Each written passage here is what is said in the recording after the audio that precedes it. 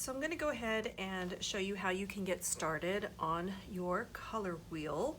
Now you'll notice that I have part of my color wheel empty, and I have a couple of spaces where I was demonstrating how to do a color wheel with geometric shapes. So the first thing that I'm going to do is just simply show you how to fill in one of the blank wedges. So if you're doing the color wheel that just has the little wedges like this, you'll know what to do. Some students find it helpful to label their color wheel first. So if you wanted to do that, you can. I would start by labeling this one Y for yellow. This one is going to be yellow, green, green, blue, green, B for blue. So there are 1, 2, 3 spaces in between the yellow and the blue. Then there are going to be 1, 2, 3 spaces between the blue and the red. And then there should be 1, 2, 3 spaces between the red and the yellow. All right. So in the spaces in the wedge in the middle between the yellow and the blue, you're going to have green right over here. Okay. So G for green. Between the yellow and the red, this one here is going to be, you guessed it, orange. And then I bet you can decide and know that this one is going to be violet, or P for purple if you want.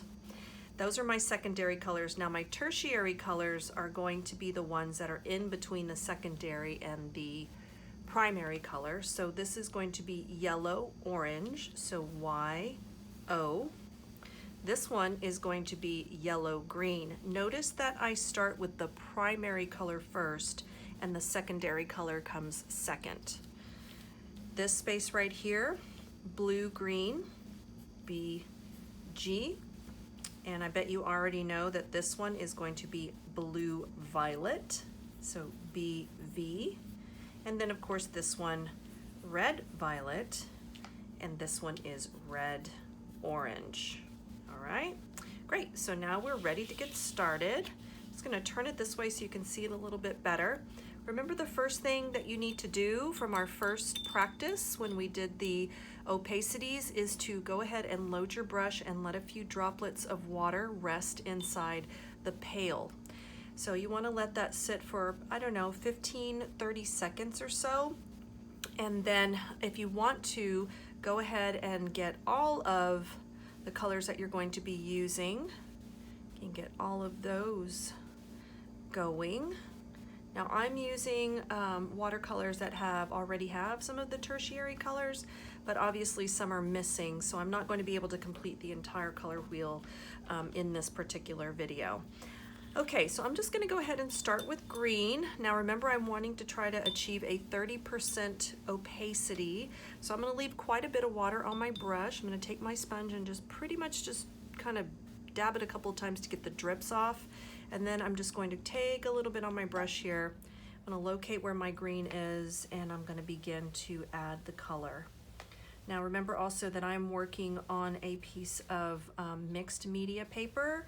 Watercolor paper will work much better for this, but I'm trying to get a very even wash. I want it to be pretty much the same opacity throughout the entire wash. Notice also that I don't ever let my brush get dry, okay? I never let my brush get dry. All right, so there we go. I've got a nice 30% opacity for my green. Because my green is still wet, I don't want to put any colors next to it. I want this to dry completely. The reason for that is if I came and I put blue-green right here, then it would bleed into my green. And for this particular assignment, I don't want that. So I'm gonna let that rest, and I'm going to go to a different color. I would go to blue, but I am out of blue. However, I do have violet, so I can go ahead and I can add my violet right over here. So I make sure my brush is clean. I've already added water to my pail. I'm going to get it wet, take off a few of the drip marks, or just the drips I should say, and just gently grab some color on my brush.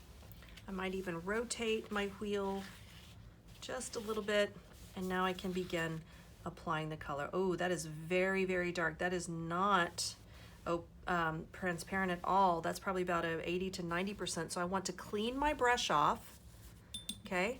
take off a few drips. I don't dip my brush back into the paint. Instead, I'm going to spread this color around and hope that it lightens up, and it is lightening up.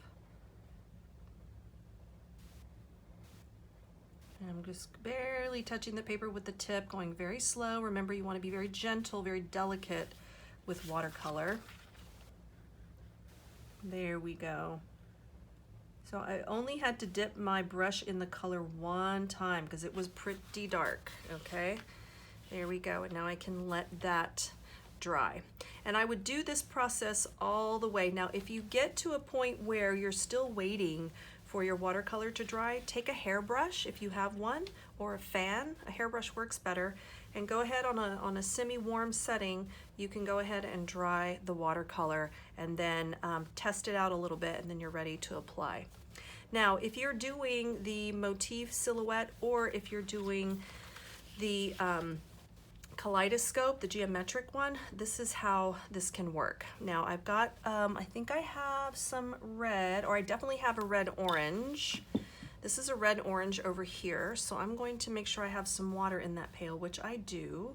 I also noticed that this pail is kind of dirty, so what I'm going to do, this is just a little tip, I'm going to dry my brush off, and I'm going to use my brush to just go in here and kind of clean up a little bit. Now I think I have too much water in there, but I'm going to try it. There we go. It's cleaning up just a little bit. The brush is soaking up that color. Someone must have put black in there by accident at some point. So if you have a set that you borrowed from me and the watercolors are kind of muddy, this is the technique you can use. Okay, I've got it cleaned up pretty well. I'm gonna go ahead and put some water back in there now. There we go, much better, okay? And so if you're using the shapes or the motifs, you can work with a 50 and a 30% opacity. Also, if you have two different size brushes, that is gonna be great. A small size brush is gonna work really well for those really tiny areas. So if you got a set from me, then you should have a really tiny brush in there that looks like this. So this is what I'm actually going to start with. So I'm going to wet my brush, take off a few of the drops,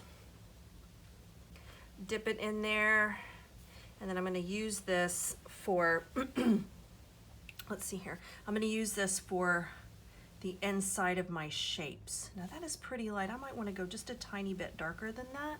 So I'm going to take off a little bit more liquid, get a little bit more paint. There we go. So this is my, oops, this was supposed to be red orange. Okay, I messed up. Anyway, it looks like red, right? The idea is the same. All right, so I'm just gonna, oops, okay. Now it's getting a little bit too dark and my brush is getting dry. You never want your brush to be dry when you're working with watercolor, okay? You always want your brush to be wet. So it's not like poster paint or acrylic paint, okay? I'm gonna go in here, get a little 30% in there. A little, oops, that's pretty dark. That's more than 30. That's more like a, if you get too much also, you can go back in here with a dry brush and kind of soak some of that up. There we go. It's all practice. It is all just practice, trial, and error. Okay, that's pretty dark too. So I'm gonna spread some of that around like I did with the purple.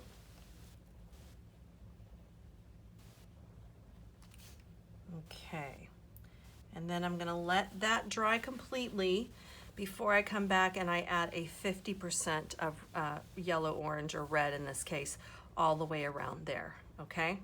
So what that would look like if I were doing that on this side, the 50% is going to have less water on my brush and more paint, okay? Now that's too dark. That's about an 80 to 90 right there. So I'm just going to clean my brush off and just start spreading that around to where it looks a little darker. There we go, that's better. Maybe a tiny bit more paint, just a tiny bit, yeah. You definitely want to be able to see a difference. So when I do the grading, if you have stretched yourself to do this option rather than just the plain color wheel, I will be looking to make sure that there are 2 different values. If it looks too dark to you, please feel free to go darker. Just try not to have it be completely opaque like poster paint, okay? You definitely want to have just a little bit of transparency coming through there. See, that's pretty opaque right there. So I'm gonna spread that out. Maybe a tiny bit of water just to spread that out so it's not too dark. Okay.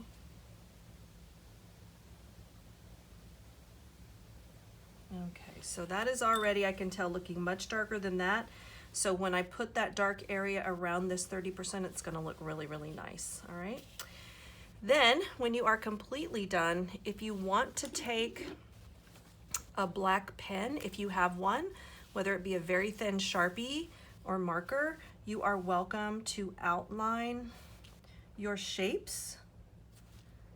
But do this only after you're done with the watercolor because the ink could bleed, okay? But I'm just showing you right now what it would look like, and just take your time to outline it and you will have a very nice, very clean, very crisp, very professional looking kaleidoscope type